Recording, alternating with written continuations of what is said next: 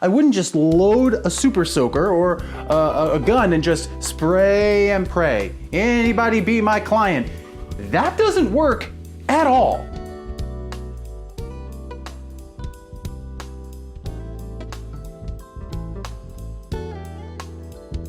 To know who to spend time on. I mean, there's your A clients, your B clients, and your C clients. If you're spending time with your B clients and your C clients all day, you're probably going to make $0. You really need to zone in and know who your A clients are. And I've always been very good at being able to pick out the A clients and working with those clients. As a new agent, that's what they struggle with the most, unfortunately, and that's why they tend to get burned a lot and they lose interest sometimes. But if you can just fight through that, and every client that you meet, take note. Okay, this client, they sold for me. How were the first interactions? What were the keys that I got from them to know that they were willing and able and ready to make a decision? So it takes time, but once you get it, or once I got it, I had it for life. I wouldn't just load a super soaker or a gun and just spray and pray. Anybody be my client. That doesn't work at all. You have to be strategic. I know what kind of clients I want to work with, and here's the thing. I'm not for everybody, but that's okay. Because those people that I'm for, that's my tribe. My vibe attracts my tribe. That you really, really need to reach out to your fellow agents. You need to find, I think the most important thing is you want to find an agency that offers a lot of classes, that offers a lot of teaching.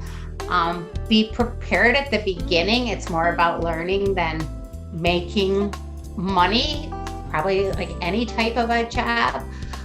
But as long as you have someone that you can get an opinion from or get advice from, and you're in with a good group of people, and you put the client first, always put the client first.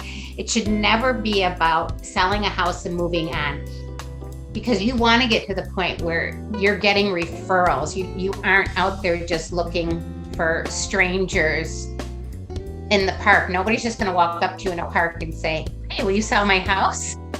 So you really want to build lasting relationships with your clients. And that's how, the longer you're in business, the more business you'll get, and your reputation.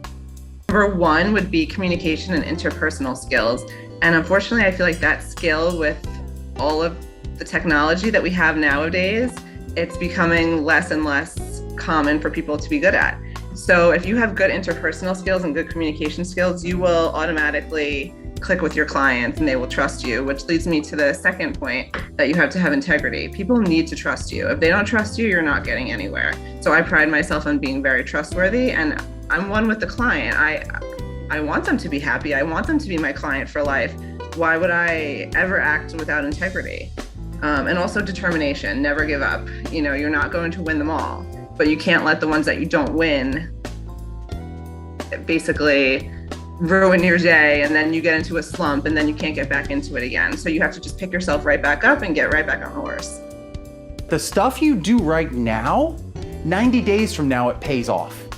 So you have to keep pushing a train. You have to be focused on your activity and not the outcome. Man, there's so much you can do. Social media, I think, is one of the most powerful tools because, number one, almost everybody's using social media, right? Number two, I think most people now on the planet, they spend the majority of their time on their phone or their computer, right? And a lot of that time is being spent on Facebook, YouTube, Instagram, and some of these popular social media applications. So that's one of the reasons I started doing it right away. But something else that people miss is the effect that video has, right? Video is very powerful, right? If you think about, like, even when I was a kid, we would watch the TV, and if we saw somebody on TV, we were like, whoa, that's, so-and-so, right? That's Superman, that's this person, that person. You almost have like this tremendous respect for that person, and you see them as an expert and famous, and there's almost like an aura around that person, right? What I noticed when I was sending people video, my clients video, it's almost like it had the same effect. They already viewed me more as an expert, they respected me more, and then when I went to meet with them and help them buy or sell the house, there was already more of a connection established because they had seen me on video, right? And they would tell me, oh, I saw those 2 videos that you made on how to price my home. it was really good. So now there's more trust. Now there's more connection, right? Aside from social media, one of the best ways that I did it when I was new was I did a lot of door-to-door canvassing, going door to door in neighborhoods, and I did a lot of phone calls, right? For a new agent who has more time than money, those are going to be two very key ways for you to talk to a lot of people every day. Don't worry about what other people are doing. Do what you feel comfortable with and stick with it. And results will come if you stick with it. It doesn't matter if you are someone who goes door knocking, if you're someone who cold calls, if you're someone who has a referral business. All of these systems work if you work them, and you only work them if you're consistent. And so for me, it's being consistent. If I can be consistent, man, I have a really good business. There's lots happening.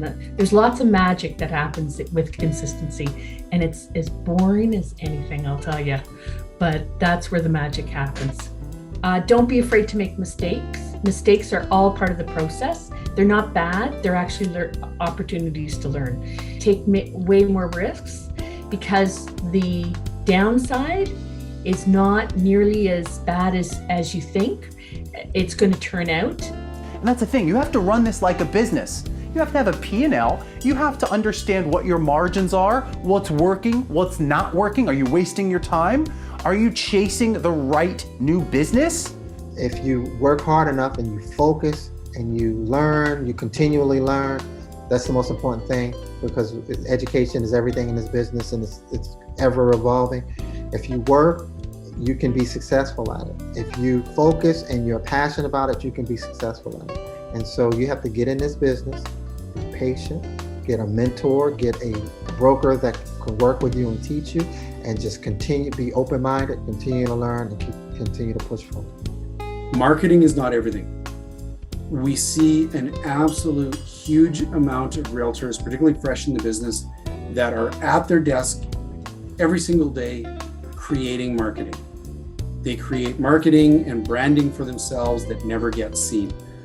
Much more important than that, particularly on the beginning, is lead generation, and the understanding that marketing is not lead generation and lead generation is not marketing. There's a little bit of an overlap of the two, but concentrate your business on lead generating, talking to people, having the reason to act as a salesperson and not as a marketing. The marketing's funner than lead generation, but at the end of the day, it's very unlikely that it's going to get you the dollars without the lead generation there to complement it.